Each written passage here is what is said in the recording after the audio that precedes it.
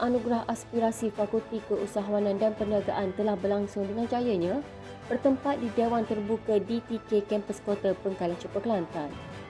Majlis ini dianjurkan bagi meraikan pelajar-pelajar yang memperoleh sijil kepujian dekan atas pencapaian akademik yang cemerlang, di samping memberi pengiktirafan kepada penerima anugerah pelajar terbaik keseluruhan mengikut program pengajian.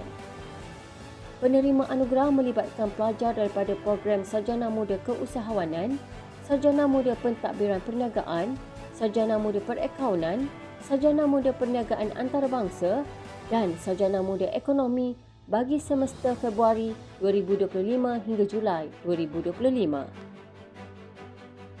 Pelajar Fakulti Sains Bumi Universiti Malaysia Kelantan mencipta sejarah baharu apabila berjaya meraih anugerah emas pada program Water Filter Innovation Challenge 2026 bersempena berlangsungnya UKM Geoscience Carnival 2026 bertempat di UKM Bangi Selangor. Kejayaan itu sekaligus membawa pulang hadiah berupa wang tunai RM2,000, piala dan sijil penghargaan.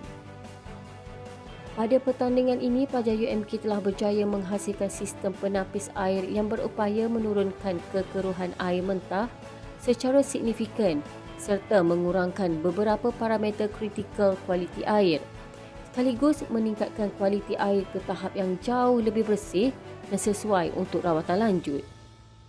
Sistem ini dibangunkan menggunakan bahan kos efektif dan mudah diperoleh, menjadikannya berpotensi untuk diaplikasikan khususnya di kawasan luar bandar dan komuniti yang berdepan isu bekalan air bersih. Fakulti Pengajian Bahasa dan Pembangunan Insan FBI dan Pejabat Perpustakaan dan Pengurusan Ilmu PPI merangkul anugerah penyertaan tertinggi Pusat Tanggungjawab PTJ pada sesi bacaan Iqra Integriti Malaysia di Bilik Mesyuarat Eksekutif UMK Kampus Kota Pengkalan Cepa, Kota Baru, Kelantan. Pengisian utama majlis sambutan pada tahun ini adalah amanat Integriti Naib Chancellor yang bertujuan menyampaikan mesej kepimpinan tertinggi universiti mengenai kepentingan integriti, accountability dan tadbir urus yang beretika dalam semua aspek pengurusan serta pelaksanaan tugas oleh warga universiti. Pencapaian kedua-dua PTJ yang merangkul anugerah penyertaan tertinggi pada majlis sambutan kali ini mencerminkan komitmen berterusan warga universiti dalam membudayakan nilai integriti. Entrepreneurship Park dan Kafe Lama IBS dipilih menjadi lokasi utama bagi kemudahan dapur siswa madani peringkat UMK Kampus Jeli untuk penyediaan kelengkapan dapur serta makanan kepada mahasiswa.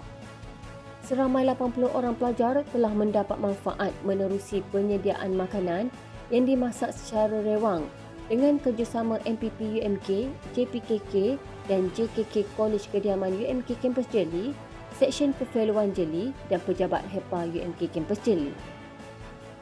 Bekalan barangan mentah dan kering telah disediakan oleh pihak HEPA untuk kegunaan pelajar dan melalui inisiatif ini secara tidak langsung dapat membantu pelajar bagi meringankan beban kewangan dan seterusnya dapat fokus menuntut ilmu.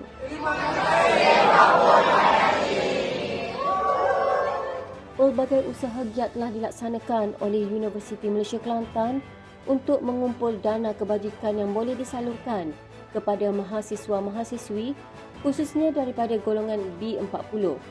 Jesteru satu majlis menandatangani memorandum persefahaman MOU antara UMK dan Yayasan Sayang Malaysia YSM telah diadakan dalam usaha memperkukuh kerjasama berteraskan inisiatif sukan amal. Majlis penandatanganan MOU itu telah disempurnakan oleh Naib Chancellor UMK, Datuk Profesor Insinyur Teknologis Dr. Arham bin Abdullah dan YSM diwakili oleh pengurusi merangkap pemegang amanah YSM Datuk Dr. Suhaimi Ibrahim di Pejabat YSM Petaling Jaya, Selangor.